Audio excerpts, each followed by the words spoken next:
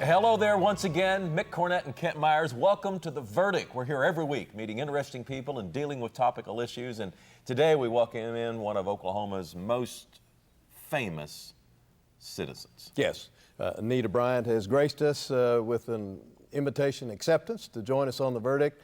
I've followed her career since she first began when she was 16 or 17 years old, and I was 18 or 19 years old, and followed it all up through today. We found out that she was back in Oklahoma and back in Edmond and doing good work here. We want our viewers to be brought up to date on Anita Bryant, what she's doing now and how she's getting along. I think you'll find it's a fabulous, fascinating story. And it's all coming up today on The Verdict. We'll be right back.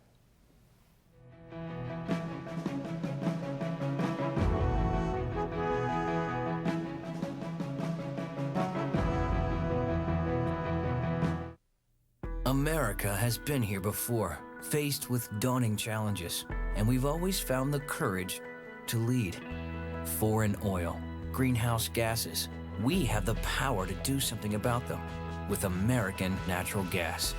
Chesapeake is forging ahead, converting our fleets to clean-burning natural gas vehicles, encouraging others to do the same. Welcome to America. Chesapeake, America's champion of natural gas.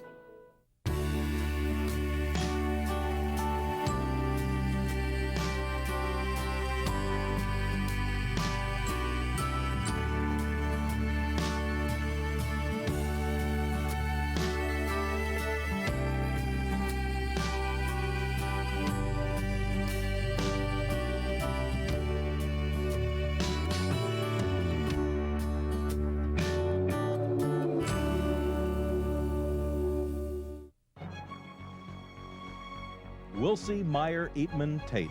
We're accountants. We do taxes, business valuations, estate planning, and consulting. And we're right here in Oklahoma, working with the owners of small and medium-sized businesses. Steve Wilsey and Stuart Meyer have the resources and the experience. Wilsey, Meyer, Eatman, Tate in Oklahoma City and Tulsa.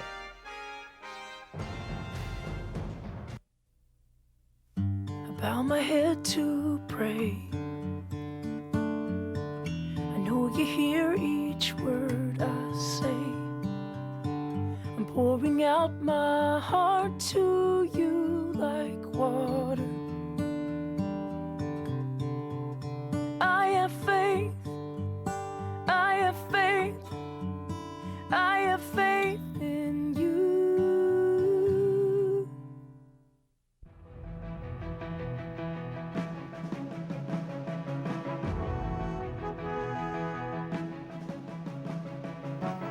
Welcome back to the set of The Verdict. Mick Cornett with Kent Myers, and Kent's going to introduce today's guest. Today we are really thrilled to welcome to the set of The Verdict Miss Anita Bryant, an Oklahoma native who has returned to her native state a couple of years ago, and we're pleased that she's back doing her good work here. She started out here in Barnsdall, Oklahoma, where she was born. She ended up in high school in Tulsa, and at age 16 had her own TV show. Her singing has always been a huge part of her life and her career. At 18, she was a Miss Oklahoma, second runner-up in the Miss America contest, and her career just took off from there. She was going to high school and flying back and forth to Los Angeles to perform on TV shows and the like. She has done the Bob Hope tour for back then, when Bob Hope was hosting those overseas tours to entertain the troops. She did that 6 or 7 times. Has a lot of stories to tell about that and the entertainers she's performed with. The introduction could take the entire Verdict show and it still would not do her justice, so I'm just going to kind of slow it down at that. She's an author, she's an inspirational speaker. Of course, her singing is unparalleled, as any Oklahoman knows, and we're just thrilled you'd give us your time. Oh, thank you. I'm such a a fan of both of you, and even though we had not gotten to meet, I'd heard so much about you. And of course, I love the mayor. It's nice of you to say. I was love so excited Oklahoma. when I heard Anita Bryant was moving back. I thought, you got to be kidding me. We must be doing things right. There was a song called "The Girl Is Back in Town" or something. Well, tell us about growing up in Oklahoma. What was that like for you? Oh my gosh. Well, I almost didn't make it because I was born dead, would you believe? What? I was born dead. My mother had carried me a month too long. They actually lived in Oklahoma City. I've often said I should have been born in Oklahoma City. Well, I'll second that. They lived on, I think it was Florence and Reno, near Reno, and my dad was a roustabout and worked in the oil fields. But so mother had carried me a month too long and had some problems, so she went to see her folks who lived in Barnesdall. And when I came out, it was not the regular doctor, and so he said, well, you know, the baby couldn't get me to breathe, and I was black with poison, so he laid me down on the table, said the baby's dead, and commenced to try to save my mother's life. Well, my grandpa wasn't a Christian, and Grandma was a good Baptist. She was always praying for Grandpa. So, but he took the doctor by the neck and said, "I'm going to kill you." And he said something else I can't repeat on the show. If you don't save my daughter and my grandbaby. So he said, "Okay, Mrs. Berry, get a pan of water, ice water." So they got a pan of ice water, took me by my heels, stuck my head in it, whacked me on the bottom, and there came my first breath. And so I don't know how long I was on the table, and so I've always said it had to be supernatural breath from God. But then that's not the end of the story. He said, get whiskey and strong coffee down her, and all that poison came out. So that's how I came into the world. And haven't slowed down since. Well, my grandpa thought he was responsible, so later he went through a refinery explosion, had his eyes put out, and he was declared legally blind. And so while he was recuperating in the hospital, the local Baptist preacher led him to the Lord. And so then he would rock me and he'd say, "Sing, Anita, sing." And he thought he had saved my life. Well, of course, in one sense he had. And after he got saved, he talked the First Baptist preacher into having me make my debut at 2 years old. And I sang "Jesus Loves Me," and have been singing ever since. Things got better. I mean, I've heard a lot of people say they had a rough start in life. It's hard to have a rougher start than that. Yeah, you were laying on the table black and blue and not breathing. But I think when I got the bug, though, and said, I think in my little heart and said I was going to be a star, was in the first grade in Seminole, and I tried out for the high school operetta.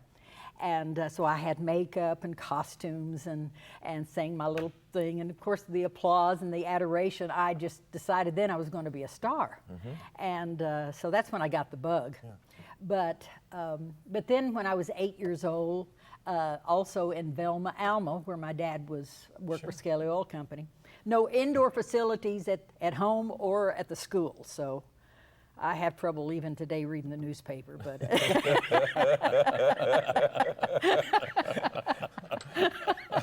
Well, so you had no voice coach? You had no early training? No one was working with you on Well, what I was going to, let me finish though.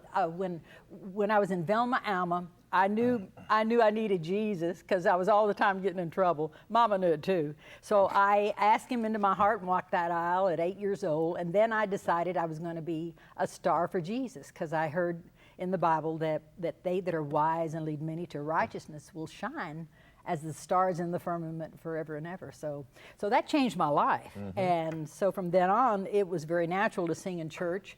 And then the first time I started in television, I was 8 years old. And it was out here at the Municipal Auditorium, Danny Williams, Gizmo Goodkin Talent Show. And so I kept winning, and actually the music director there took a shine to me and wanted to be my manager, and so he would coach me in songs and really introduced me to, like the Frank Sinatra's and Edie and Steve Lawrence and Edie Gourmet. But I loved K-Star and Patty Page and all the, I loved singing country, and I was on Sooner Shindig and would sing country songs, but I was coached in not vocal lessons per se, but just I think interpretation of more mature songs. So when I was 12 is when I had my own TV show. 12. I got paid $25 a show and thought I'd died and gone to heaven. And where was that show? That was on WKY-TV So here in Channel Oklahoma 4 City. in Oklahoma City. My dad actually took a half cut in salary, and they moved to Midwest City from Belma, Alma. And so I really just loved it. We had little special sets, and it was sponsored by, I think, Delaney Furniture Company. And so I've got some pictures. I should have brought some of those when I was about 12 and 13. My goodness. And then 16, my folks divorced, and we moved to Tulsa then. And so Will Rogers High School was so intimidating to me because I was a little country girl and always gone to little smaller schools. Right. But I tried out for the senior play called South Pacific. And I went in and tried out for the Bloody Mary role, you know, because it was, my voice always had a low register. And so the choir director, and that's where I first learned how to sight read music, was in high school in the choir. Dr. Freeman said, well, why don't you try out for Nellie Forbush? And I said, oh, Dr. Freeman. I said, I couldn't hit those high notes. And he says, well, I could help you with that. And I said, well, my folks don't have the money for the costumes. And he said, oh, maybe the school could provide that. And I had every excuse in the world not to try out, and he had all the answers, and he literally dared me to do it. So I decided, well, what have I got to lose? So I tried out, and I guess the first time in their school history, a sophomore had the lead in South Pacific, and that totally changed my life because I loved singing and dancing and acting, and ended up doing a lot of theater in my career because of that. So I would have to say that the things that I learned in singing in church and choir and on radio and television, because I was raised with it, it just was very natural, really set the foundation for anything I wanted to do in my career. And I left when I was 18. I entered the Miss America pageant because I needed a scholarship. But I was too afraid because I never thought of myself as a beauty queen type. So the disc jockeys at KKC in Tulsa kind of dared me. They said, we'll sponsor you if you'll go for it. So they really dared me, you know, and so I took the dare and decided, well, I was trying to get over this thing about wearing a swimsuit in public, and I decided, okay, well, if you go to a beach or a swimming pool back then, you know, they had the public swimming pools, that's all we had. I mean, you'd wear your swimsuit. Sure. So that's what I was thinking when I was going down the aisle and having to go through the swimsuit part, because that terrified me. And the Miss Oklahoma contest, you apparently did pretty well. I was Miss Oklahoma in 19, and listen, Entertainment Tonight and the Daily Oklahoman tells my age, so I can't lie about it.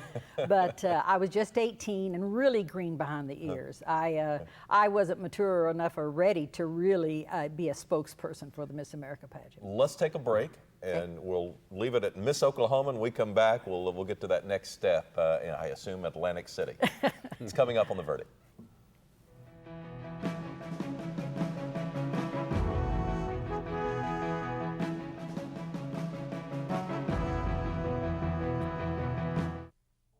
The thing that has made the most sense for me is realizing that I am still an educator, and that is what I do at the Chickasaw Nation. I'm Dr. Amanda Cobb-Greetham. I'm a historian, and I'm Chickasaw. The Chickasaw Cultural Center is amazing. It is a very, very special place devoted to the sharing and to the celebration of Chickasaw history and culture. State-of-the-art technology, exhibits that are not like anything I've ever seen. The Spirit Forest is incredible, and you feel as if you have actually just walked into a forest with huge trees all around you. It's timeless, and yet it's sort of also representative of our time depth, to really just sort of reach through time and touch the past. By the end of the exhibits, you really have a sense of Chickasaw cultural and political resurgence, and the extent to which we are a healthy, dynamic, and vital tribe today. Chickasaws have always been an inclusive people. This is something for the whole community and for the state of Oklahoma.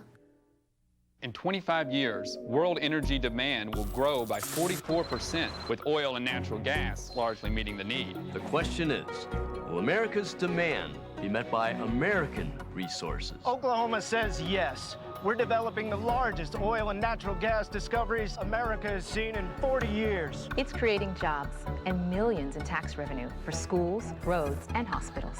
Oklahoma's oil and natural gas industry, advancing our state, empowering our nation. When you have something important to communicate, it becomes clear that there's a lot of competition for your audience's attention. So how can your message stand out and actually resonate with your audience? Legal Graphics has the answers. The team at Legal Graphics will work with you to plan, design, and even test your presentation to ensure your message will be heard and remembered. Call Legal Graphics today to schedule an appointment. The readiness is all.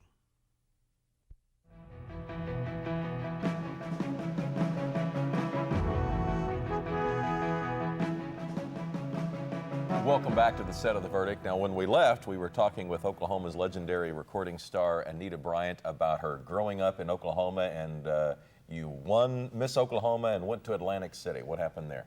Well, when I saw the auditorium in Atlantic City, it was so intimidating, and I met all those gals, and most of them were much older and more sophisticated. I really felt like I didn't have a chance, so I decided I was just going to have fun. And as a result, I tied for Miss Congeniality, and because I was in the top 10, they automatically took that because it involved a scholarship. They gave that to the gal who tied with me and gave her the trophy. And I've often wished that I had that trophy though, because that was the most coveted. But it afforded me to go to college, but I already had my recording contract before I went there, and Mitch Miller was one of the judges, and so he wanted to record me, and I, was very honored and thanked him. But I got my first million seller that year after the pageant, which was Till There Was You from Music Man, Sure. and went on from there. And I used the scholarship to go to Chicago and on the Dominic Neal Breakfast Club show, which was 30 years longest running radio show, and they had 5 minutes of prayer, and we do good morning breakfast clubbers, good morning to ya, we wake up bright and early to howdy do ya. Of course it was just radio, and you couldn't see me yawning in between because I'd have to get up at 4:30 in the morning, and I used the scholarship to go to Northwestern. But I had such a full wonderful years at Will Rogers High School, and South Pacific and all that, and all of this was just the book learning, and I'd already had that, and so I ended up just doing a year there.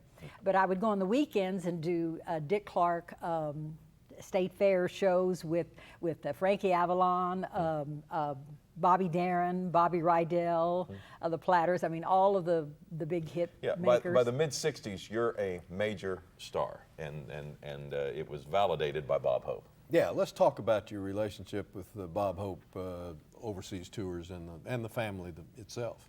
Well, it was just really exciting. I was actually in Chicago doing a charity show, and first time I met Bob Hope. And so he asked me if I would go on the Christmas shows, and so of course I've just gotten married, and so I mentioned that. Well, I just got married and I'm not sure I can go, and he said, well, he was my manager then, so he said bring him along. So I went. I remember the first time was in Guantanamo Bay, Cuba. And it was sweating and so hot, I just put my hair up, and any makeup you put on didn't do any good because, it was rolling down. But it was the audience. Hope had said, if you go and with me to entertain the troops, he says they're the greatest audience in the world. He says it gets in your blood, and he says you'll have to go back again and again and again. And we have a jacket that you collected several patches and well, at the end medals. of the show, I was called the Den Mother, and I would close the show with Silent Night. Then all the cast would join in, and the guys would rush to the stage, rip off patches and medals, and that's where it started. And if you look at the and then over the years when we had our theater in Branson and closed the show with Battle Hymn, and they would always come. They're a very loyal audience. No matter where you are, they'll come to see you. How'd you get those stars on there? Well, the 4 stars was actually put on there by General Westmoreland. And he was just an incredible man. And so many wonderful years of entertaining for 7 years, and the jacket, how I came by it, I was doing a free concert at Fort Leonard Wood, and was getting some shots prior to, which I wasn't too happy about. But after I did the concert, I had collected, all these patches of medals, and I said, I've seen some of the crew wear these Army jackets. So I said, could I purchase one? And they said, well, Miss Bryant, since you've done a free concert for us, and I was always going to hospitals and everything, and so they loved me, and so they said, we're gonna give you one. And right after the show, they gave it to me, and I said, how'd you get this done so fast? Nobody said anything, and I kept nagging. I said, really, how'd you get this so fast? It had Brian on it, and I said, this is wonderful. So finally, they owned up to it. It was donated by Francis Leon Bryant from Carbondale, Illinois. And what had happened, they'd gone out in the field and yanked it off of it and cleaned it up. And so Sergeant Bryant lost his jacket. He lost his jacket. That is a great story. But I said, I've got to meet this guy, poor guy. And so they got him on the phone because our schedule was too tight to connect. And we became pen pals, and we would write back and forth. And I was supposed to meet him in Vietnam, and right before my last tour, because I was having so many children, couldn't be gone a month, including the rehearsal and the trip itself for 2 weeks, and then afterwards. But we had become like family. And one day we were supposed to meet. His wife called and said that Leon had been killed in action in Vietnam, and it just stunned me. I had no words to say. Wow. And she started sharing that because Leon was a Christian, he wasn't afraid to die, and said that he had, that he was a hero. He had saved several of his buddies when they found him, but inside his shirt pocket were some of the letters that I had written to him, and he had them right next to his heart. Oh my gosh. So I promised the Lord from then on, whenever I would perform Battle Hymn of the Republic, that I would tell Leon's story and dedicate that to him, because he represented so many brave, soldiers down through history that have, freedom's never been free. It's always been by the shed of blood. So. That's my story, and so every time I sing the battle hymn, particularly when I perform anywhere, I tell Leon's story. Let's move on to the 1970s. You were the Super Bowl halftime entertainment for Super Bowl III, and we have the pictures Yes, here. and I even kept my clothes on. Super Bowl V, I believe it is. That's right. I don't know. I don't even know who was playing, but that it's was the Colts and the Packers. Oh, okay.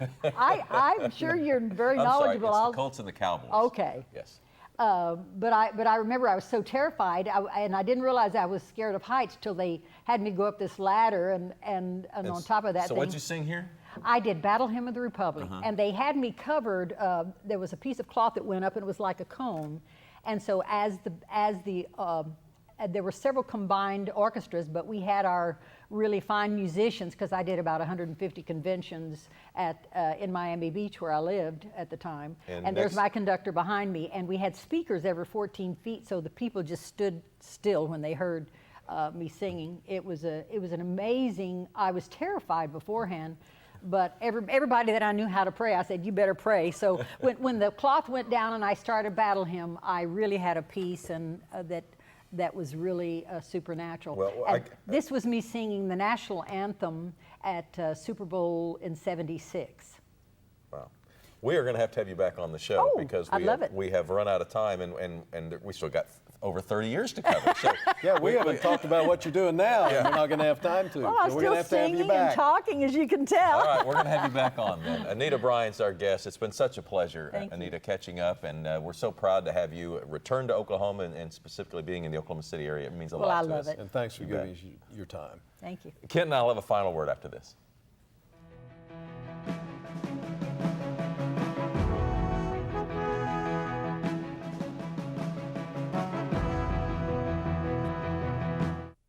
All children deserve a life of hope and love, but sometimes they experience a life of pain, neglect, and abuse. When that happens, each child deserves all the quality assistance and representation that can be offered in our legal system. For more information, call 23-CHILD. Oklahoma Lawyers for Children, helping to bring hope and love back to the lives of abused children. The good life comes naturally to Tulsa, where nature's beauty is matched with an eye for aesthetics. A legacy of neighborhoods graced with lawns and landscaping and handsome homes. A place that seems to have patented an ideal lifestyle. Bank First is loyal to the quality of life Tulsa assures its citizens, to the priority placed on education, culture, and growth. Loyal to builders who transform raw land into residential charm. Developers who see opportunity and add vitality to Tulsa's economy. Bank First serves both enterprise and private lives that need a loyal partner. It's how we help nurture this city's very good life. Bank First. Loyal to Oklahoma. Loyal to you. The Journal-Record is pleased to be a sponsor of The Verdict. The Journal-Record, since 1903, the best source of Oklahoma business news and legal information. And for almost 30 years, Oklahoma political, government, and business leaders have turned to the McCarville Report for accurate, reliable, inside information. Visit the McCarville Report online.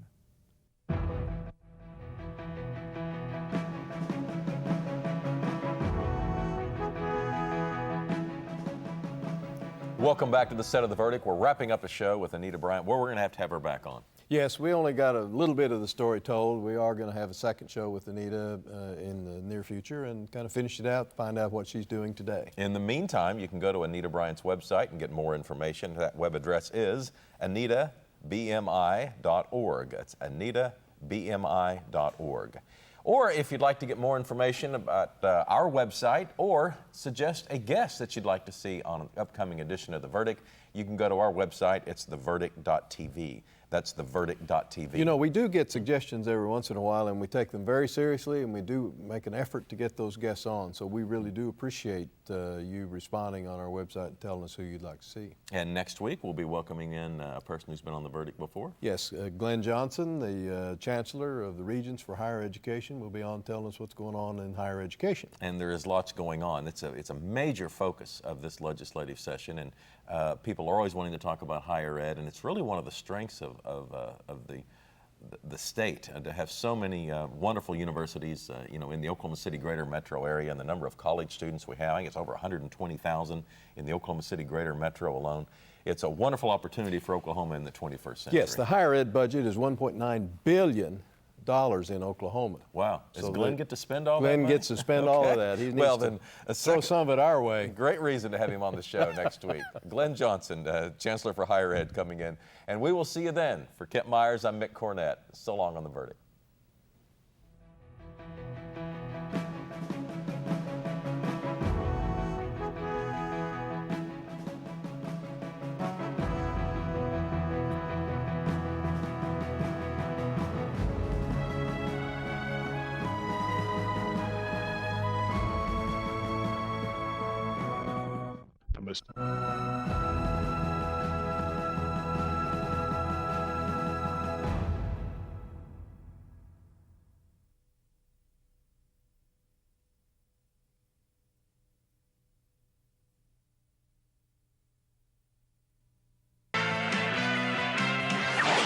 The preceding program was produced exclusively for the Cox Channel.